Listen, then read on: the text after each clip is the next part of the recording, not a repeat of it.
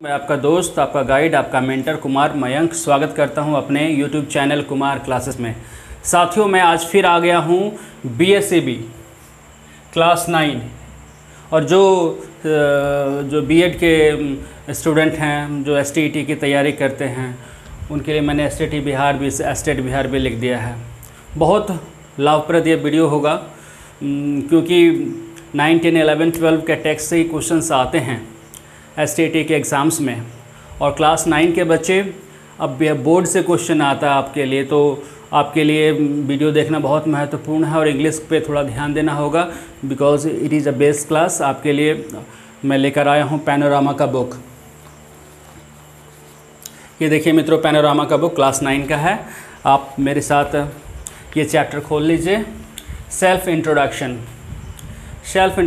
It's a poem and here the name of poetess is Nirda Suresh. Nirda Suresh is the Indian poetess और बहुत बड़ा नाम है। She did a lot of work in the field of English literature, English poetry. In round figure more than 100 poems she wrote. तो इसलिए बहुत बड़ा नाम हो जाता है इंडियन इंग्लिश लिटरेचर में। तो चलिए हम लोग शुरू करते हैं। Self introduction by Nirda Suresh. Nirda Suresh born 1952। तो पहला ऑब्जेक्टिव यहाँ से आ रहा है कि इनका जन्म कब हुआ माय डियर फ्रेंड्स। तो इनका जन्म हुआ था 1952 में। MCQ में आएगा बिकॉज 50 क्वेश्चंस जो आपके होते हैं, 50% जो क्वेश्चंस होते हैं वो MCQ होते हैं एंड लेस 50 50% जिसको आप बोलते हैं वो आपके डिस्क्रिप्टिव टाइप में क्वेश्चन आंसर्स होते हैं। तो एक ऑब्जेक्टिव यहाँ पे बन गया कि इनका जन्म कब हुआ भाई, तो 1952 में। Is an Indian English poet with over 100 poems to her credit. Already I discussed, मैंने कह चुका, मैं आपको ये डिस्कस कर चुका हूँ कि ये बहुत बड़ा नाम है इंग्लिश लिटरेचर में और इन्होंने 100 से भी ज़्यादा कविताएं लिखी हैं। तो आगे बढ़ते हैं। She has won several prizes for poetry. जब बड़ा नाम है तो प्राइजेस तो मिलेंगे ना मित्रों। सेवरल प्राइजेस, कई बहुत तरह के प्राइज़ इन्होंने जीता है अपने लाइफ टाइम में। She has been working as a teacher in Kendriya Vidyalaya. वो केंद्रीय विद्यालय में एज अ टीचर काम कर चुकी हैं। माय डियर फ्रेंड्स, मैं आपको बता देना चाहता हूँ कि मैं भी केंद्रीय विद्यालय में कुछ समय के लिए वर्क किया हूँ, आज बिहार सरकार में हूँ। तो चलिए साथियों आगे बढ़ता हूँ। Self introduction. I am an ordinary woman. In this first stanza here the poetess realise about one thing, I am an ordinary woman. मैं एक साधारण महिला हूँ, साधारण भारतीय महिला हूँ, या भारतीय महिला के बारे में वो लिखती हैं कि वो भारतीय महिलाएं साधारण होती हैं। But she wrote here, I am an ordinary woman. I means Nirda Suresh.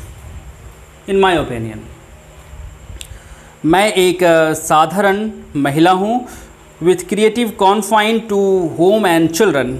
With creative confined, जिसकी क्रिएटिविटी, जिसकी रचनात्मकता सीमित है। कॉन्फाइंड मीन्स होता है सीमित। माय डियर फ्रेंड्स, आपके क्वेश्चंस में स्पेलिंग एरर भी आता है, उल्टा पुल्टा रहेगा, आपको सही स्पेलिंग उसको मल्टीपल चॉइस में टिक करना होता है। आपको ट्रांसलेशन आता है तो इसके लिए वर्ड वोकैबुलरी आपका सही होना चाहिए, तो आप वर्ड मीनिंग भी नोट कर लीजिए। ऑर्डिनरी मीन्स होता है यहाँ पे साधारण, वुमन महिला, और जो बोलिए कन्फाइंड वेरी स्मॉल मतलब सीमित, लिमिट में। Home and children, children means बच्चे, होम, यहाँ पे होम हो जाएगा पति, घर, माता पिता, यानी घर एक शब्द में हम पकड़ के चलते हैं कि घर और बच्चों के बीच मैं सीमित हो गई हूँ। मैं साधारण महिला हूँ और मेरी जो क्रिएटिविटी है, मेरी जो रचनात्मकता है वो मेरे घर और बच्चों में ही सीमित हो गई है। To just opposing of carpets and curious means होता है दुर्लभ वस्तु में। जस्ट अपोजिंग मीन्स होता है पास पास रखना। इसको आप नोट कीजिए माय डियर फ्रेंड्स। मैं आपको line by line, word to word सारा मीनिंग क्लियर करूंगा, फुल्ली एक्सप्लेन कर दूंगा, आपको प्रॉब्लम नहीं होगा इंग्लिश को लेकर। आप मेरे वीडियो को लगातार देखिए, मैं 9, 10, 11, 12 की वीडियो डालता रहता हूं और ग्रामर के भी वीडियो आप देखेंगे, हिंदी ग्रामर, इंग्लिश ग्रामर। आप मेरे चैनल को सब्सक्राइब कीजिएगा तो आपको ये सारे वीडियोस मिल जाएंगे। तो चलिए मित्रों, ये जो फर्स्ट स्टांजा है, in this stanza the poetess introduce herself as a ordinary woman, और वो कहती है कि वो अपना जो पूरा जो क्रिएटिविटी है वो समाप्त कर देती है बच्चों और घर को लेकर के। Just opposing the of carpets, carpets आप जानते ही हैं, करियस दुर्लभ वस्तुओं को या बेकार और कुछ बेकार के बाद इधर उधर करने में ही, अपने समय को पास रखने में ही, लेबलिंग बुक्स, बुक्स को सजाने में, टाइंग द सूलीस, और बच्चों के जूतों को फीते, सूलीस होता है जूता का जो फीता होता है माय डियर फ्रेंड्स, उसको बांधने में ही वो सारा क्रिएटिविटी ख़त्म कर देती है। Come to the next stanza, my sensitivity. Sensitivity means होता है भावुकता, संवेदनशीलता। तो ये जो स्टांजा है वो महिला की भावुकता को लेकर कर है। This stanza is all about the sensitivity of a woman. Suffering silent blows through a decades of togetherness. Decade means होता है अ पीरियड ऑफ 10 ईयर्स, दशक, 10 साल के समय को दशक बोलते हैं मित्रों। तो ये कहती है कि मेरी जो भावुकता है वो सफ़र कर रही है, बहुत शांति से, बहुत शांत ढंग से वो सफ़र कर रही है। 10 साल मैंने साथ बिताए हैं अपने पति के साथ, अपने सास ससुर के साथ। हार्डनिंग टू टॉर्टस सेल, और उस वो जो समय है, वो जो टाइम पीरियड है, मुझे सख्त बना दिया है, मुझे कठोर बना दिया है। बिल्कुल उसी जैसे कछुआ, अगर आप देखेंगे टॉर्टस कछुए को बोलते हैं, उसके ऊपर एक सेल बना होता है इस ढंग का जो कि काफ़ी हार्ड होता है माय डियर फ्रेंड्स। तो बिल्कुल वैसे ही हार्ड बना दिया है मुझे। माई सोल इंट्रैप्टेड, और मेरी जो आत्मा है वो तड़पती है, वो फड़फड़ाती है, वो उलझ गई है, वो फंस गई है। इंट्रैप्ट मीन्स उलझ जाना। फ्लैप्स इटसेल्फ इनटू साइलेंस, और वो फड़फड़ाकर चुप्पी में वो बदल गई है, यानी कि एकदम चुप हो गई है। समय पे समय बीतता जा रहा है, दशक बीत गए हैं, लेकिन ये जो नीरदा सुरेश हैं वो चुप हो गए हैं।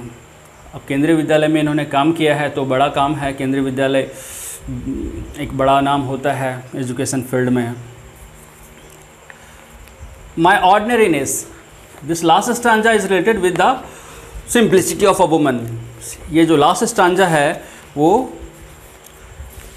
साधारणता के बारे में, महिला के साधारणता के बारे में लिखा गया है। My ordinariness a tag to bind me conventionally, मुझे आराम से बांध दिया। टैग मीन्स बांध देना, जोड़ देना।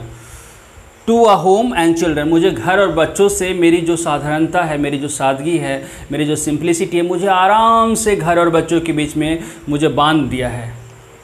To made me extraordinary, पर शायद ये जो मैं इस ढंग से एडजस्ट कर गई हूँ वो मुझे एक्स्ट्रा ऑर्डिनरी बना रहा है।